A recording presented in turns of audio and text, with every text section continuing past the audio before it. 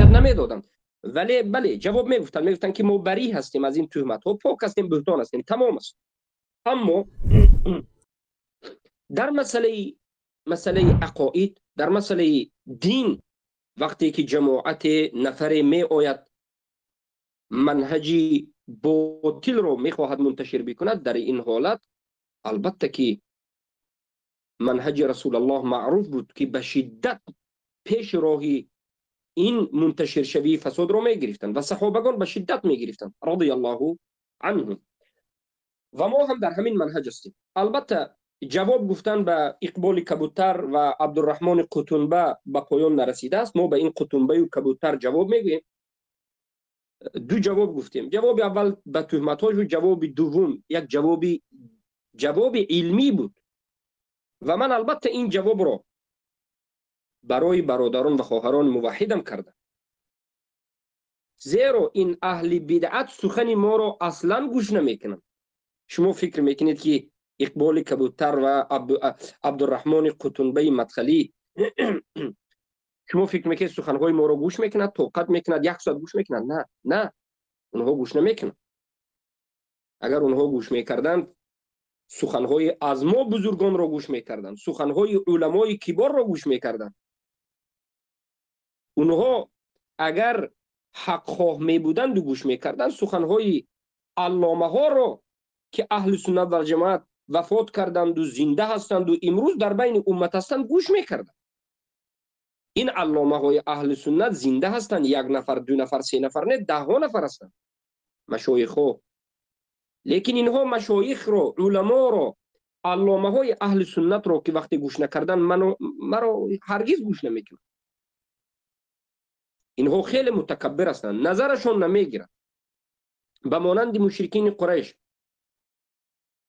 و اذا قیل لهم لا اله الا الله اذا هم یستکبرون، وقتی که به اونها لا اله الا الله گفته میشد کبر میکردند، قبول نمیکردند. میگفتند این محمد یتیم است، این کی است که ما را به لا اله الا الله دعوت میکند؟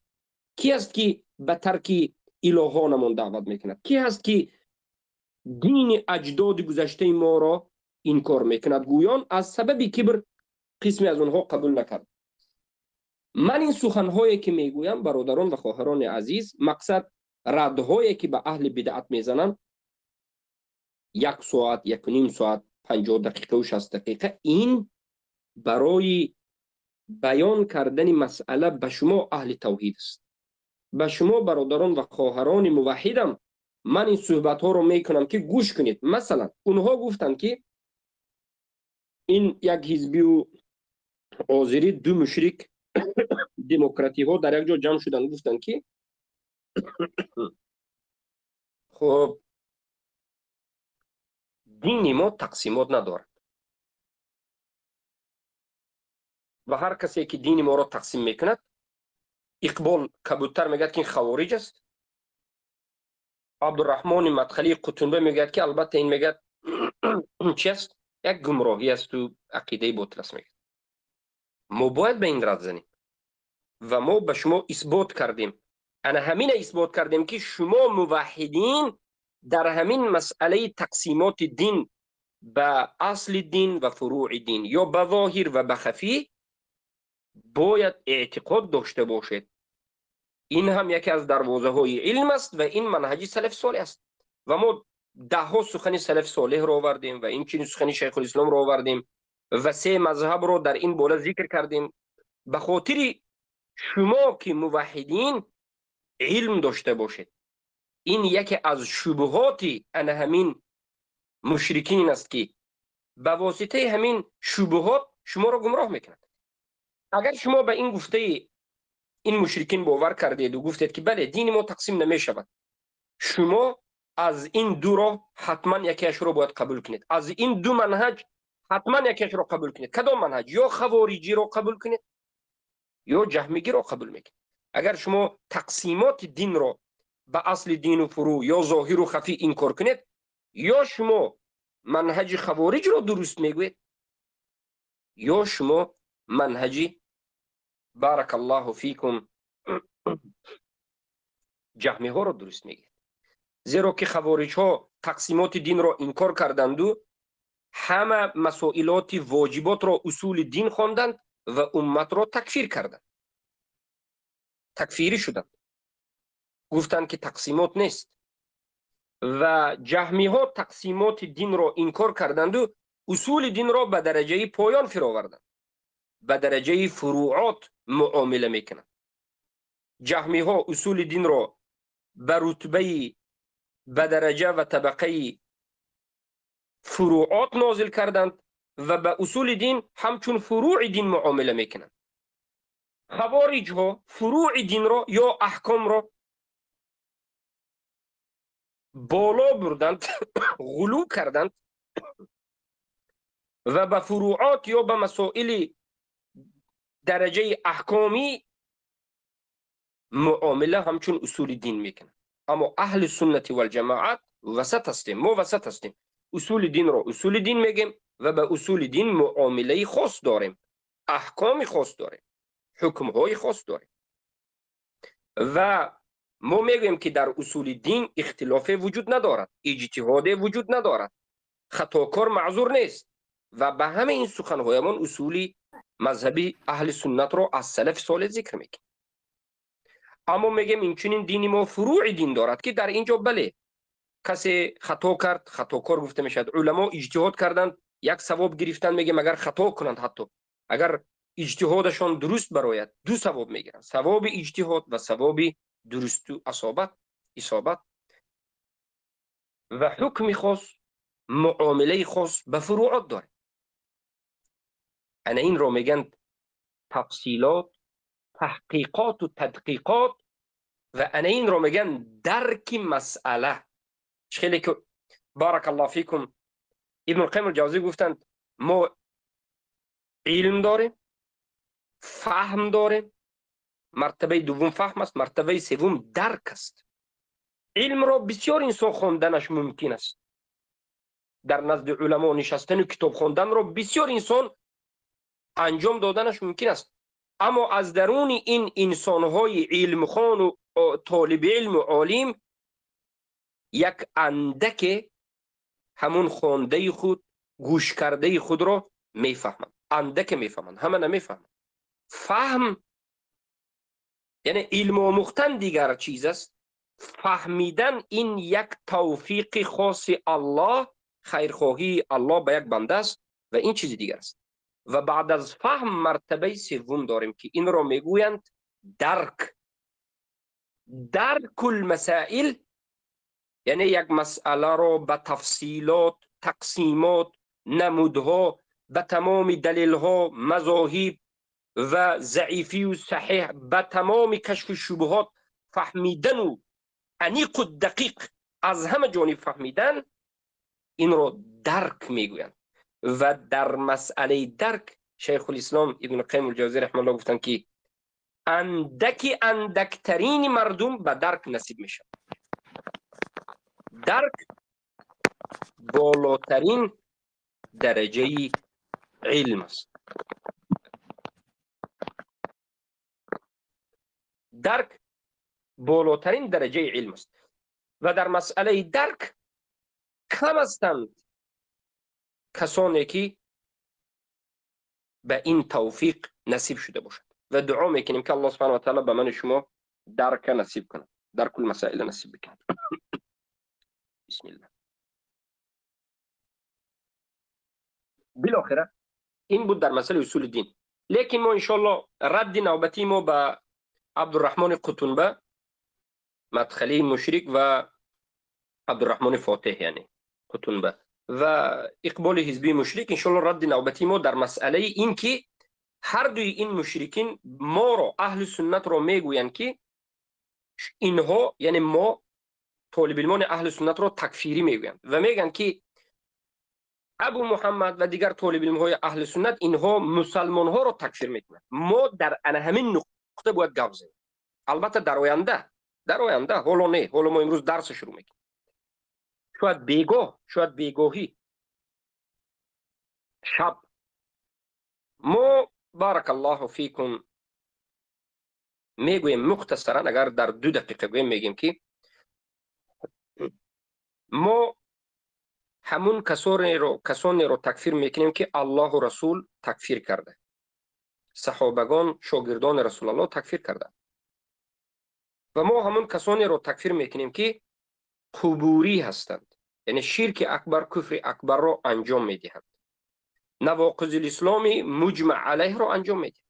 وقتی که دیدیم بالعین یک آدم دیدیم تکفیرش میکنیم، وقتی که ندیدیم ما بالعموم هر کسی که شرک اکبر کفر اکبر کرد میگیم کافر است. یک آدم معین دیدیم بالعین تکفیر میکنیم. در مسئله کفر اکبر شرک اکبر ظهور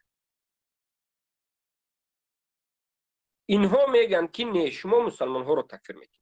اکنون اختلاف ما با این یک حزبی ها و با این مدخلی ها در کجا است؟ خوب دقت بدید. اختلاف ما در این مسئله است که مسلمان کیست؟ مسلمان کیست؟ پیش از این که ما در مسئله تکفیر با این جهلا جهمی های خوبسا صحبت کنیم، پیش از این که در مسئله مشرک صحبت کنیم، ما باید در مسئله مسلمان صحبت کنیم. والله حزبی ها، مدخلی ها، این خوبسای قبوری ها تا به حال نفهمیدن که مسلمان کی هست.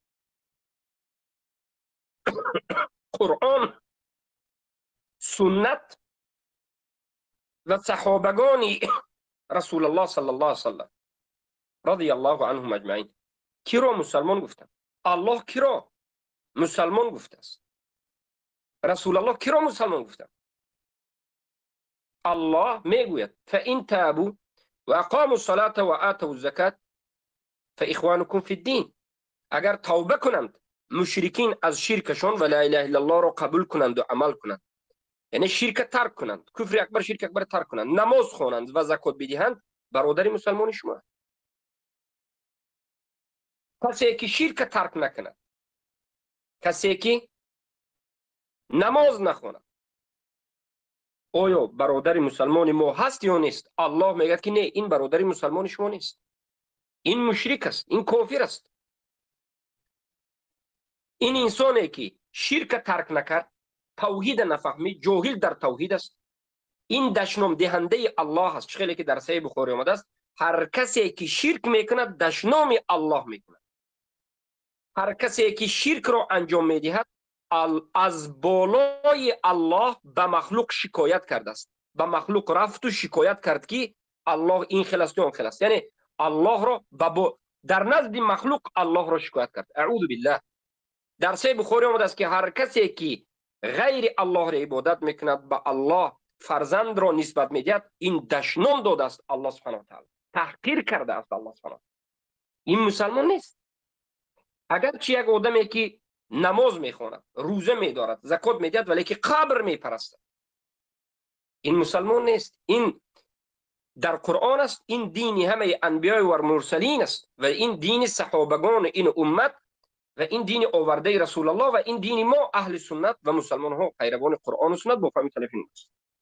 پیامبر صلی الله علیه و آله مسلمان رو کی را مسلمان گفتن؟ گفتن من صلى صلاتنا واستقبل قبلتنا واكل ذبیحتنا فهو مسلم. هر کسی که نماز خواند، همون قبله را قبله ما گوید، ذبیحه کشته ما را خورد، یعنی ظاهرا نمازخوان باشد و شرک کفر اکبر او را نبینه، مسلمان میگه، مسلمان حکمی نه حقیقی. پیامبر صلی الله علیه و آله در حدیث دیگر گفتن من قال لا اله الا الله وكفر بما يعبد من دون الله. هر کسی که لا اله الا الله بگوید و کفر ورزد به غیر الله، یعنی کفر ورزد به طاغوت، مسلمان است. پیامبر گفتن من مات و هو يعلم ان لا اله الا الله دخل الجنه.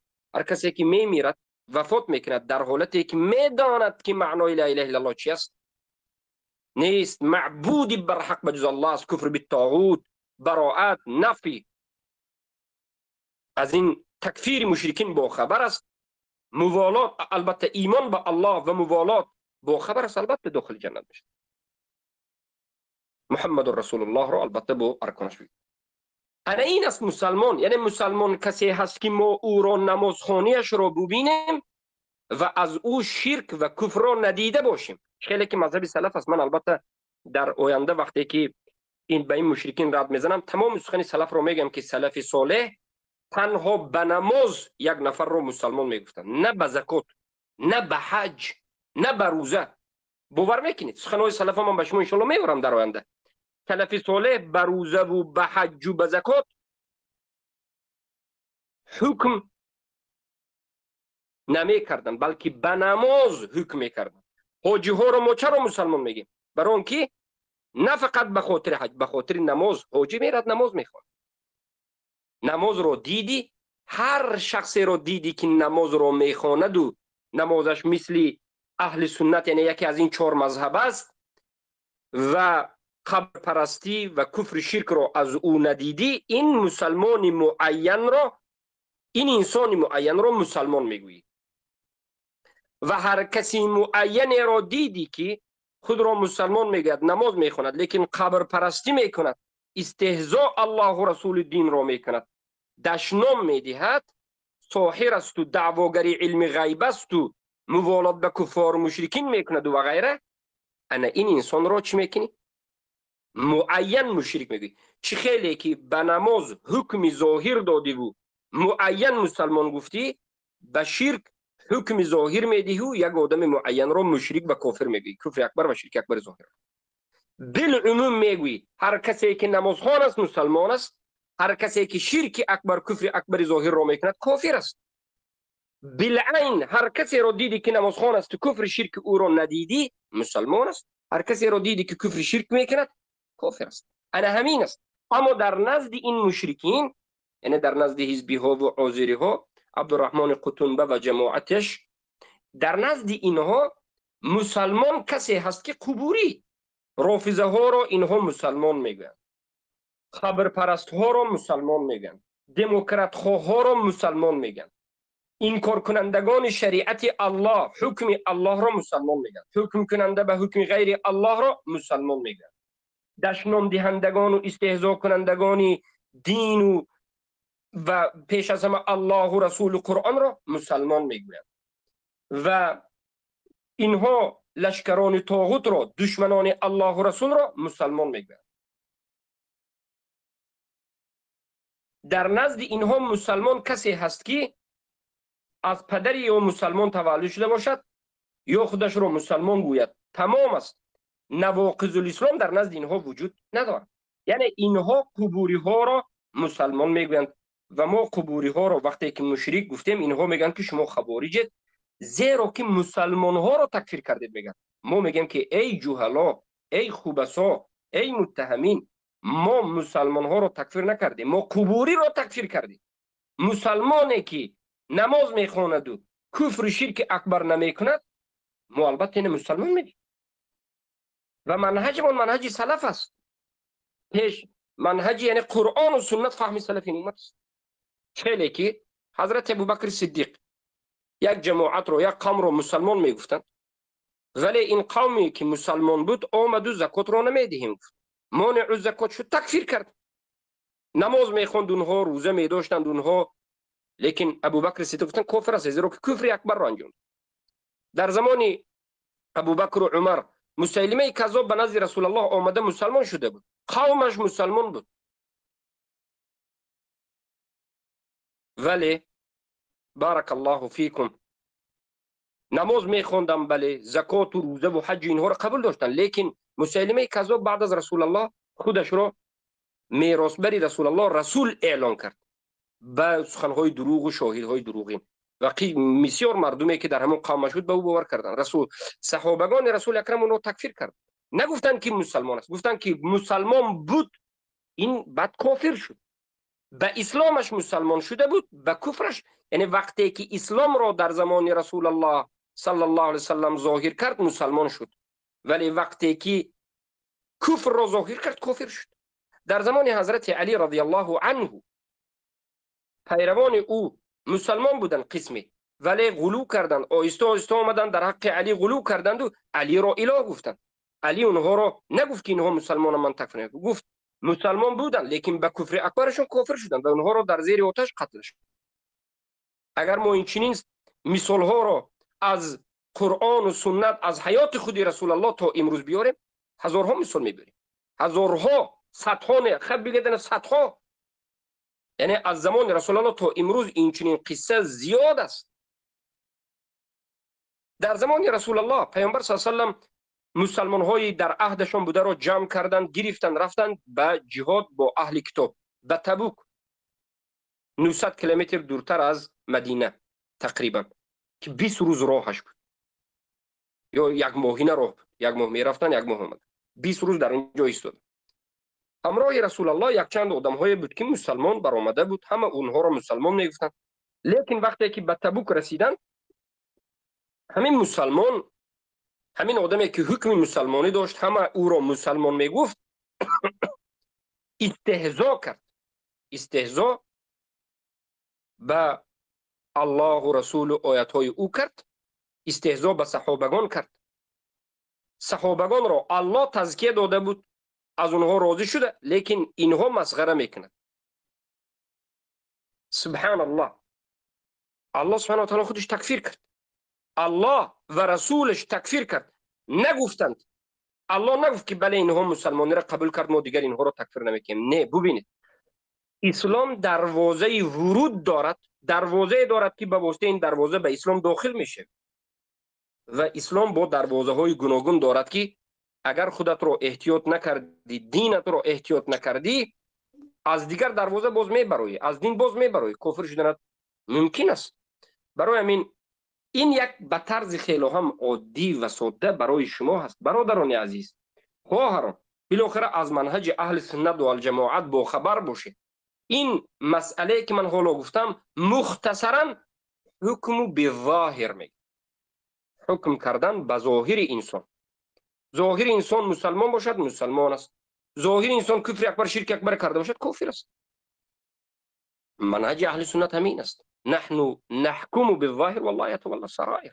ما به قلب انسان نه در ایمان و نه در کفر به قلب انسان نظر نمیکنیم.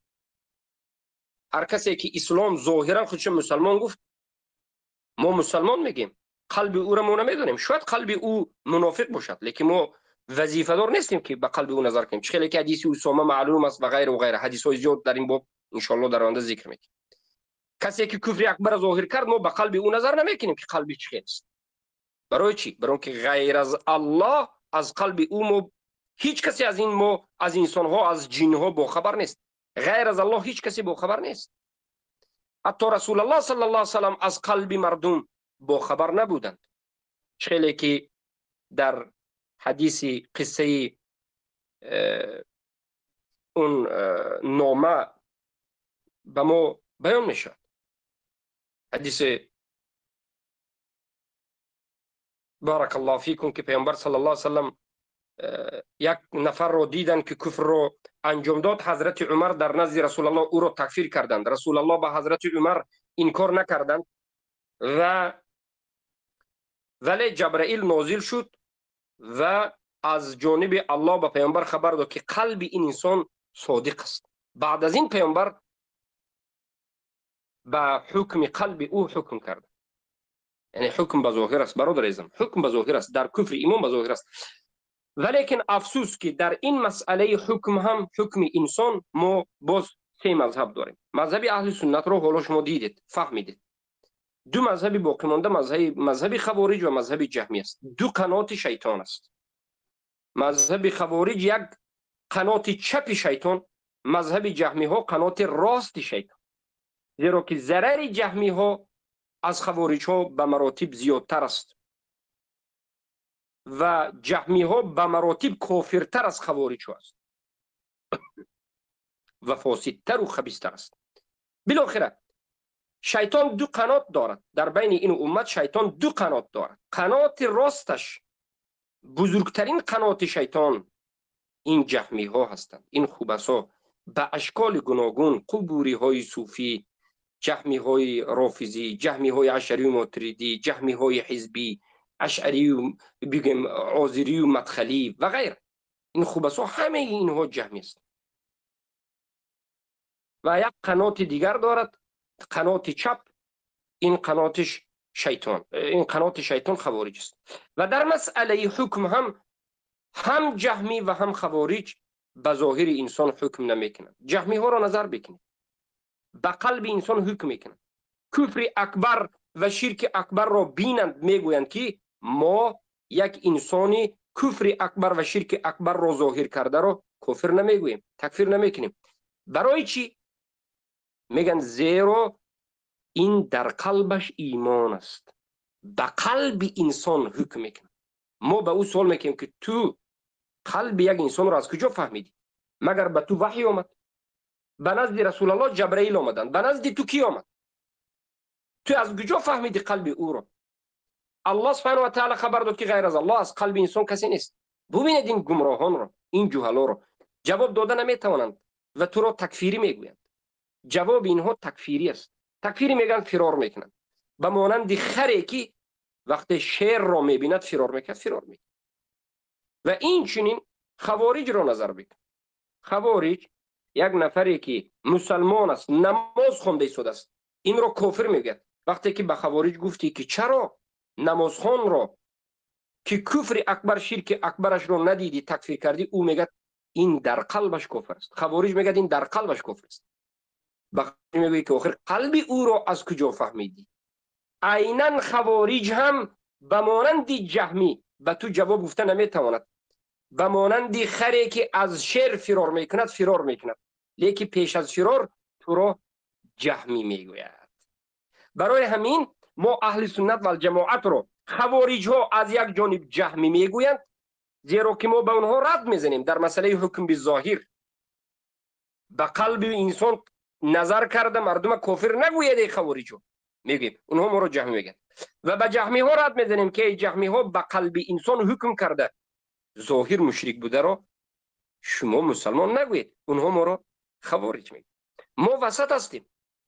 ما وسط از همین جهت از دو جانب ما لط کوب میشویم، از دو جانب به ما تهمت و بهتان میاد. از جانب خوارج ها ما رو جهمی میگن، از جانب جهمی ها ما رو خوارج میگن. خیلی که خود شما یک چند سال است الحمدلله مشاهده کردید. اما خوارج ها هرگز به جهمی های حقیقی رد هم نمیزنند، کار هم ندارند، روبرو هم نمیشوند. و عیناً جهمی های حقیقی، این جهمی های خوبسا بگویم، به خوارج های حقیقی هرگز روبرو بحث مناظره ندارد. فقط در بین ما رو خوارج ها ما رو از این طرف میزند، از این طرف جهمی ما رو میزند.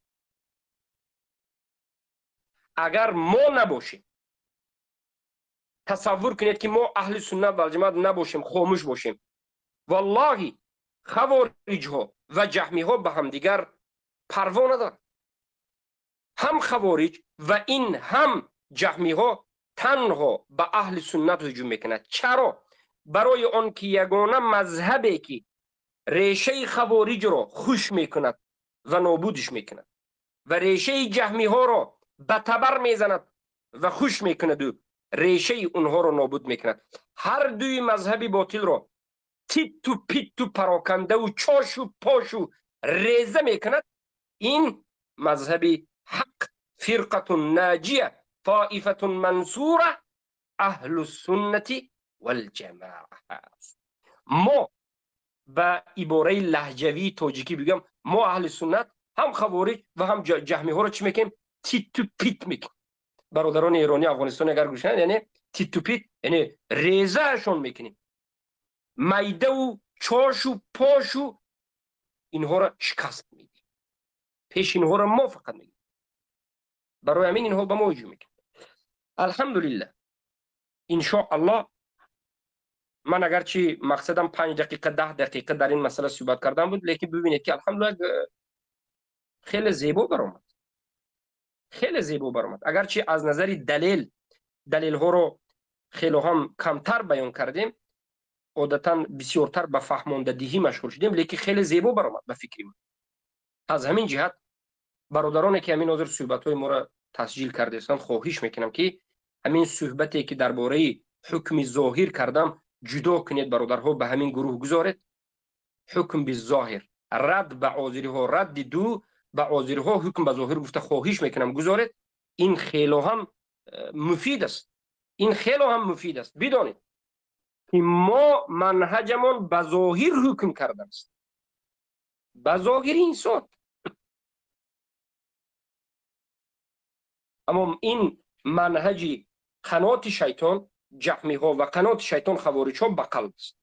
خوارج ها به قلب تکفیر میکنن، جهمی ها به قلب مسلمان میکنن. لیکن الحمدلله مقصد ما که رد نبود، لیکن الحمدلله خیلی زیبا برآمد. این رو همچون جواب این جمعی ها میگیم، خواهش میکنیم که به این گروه بذاریم.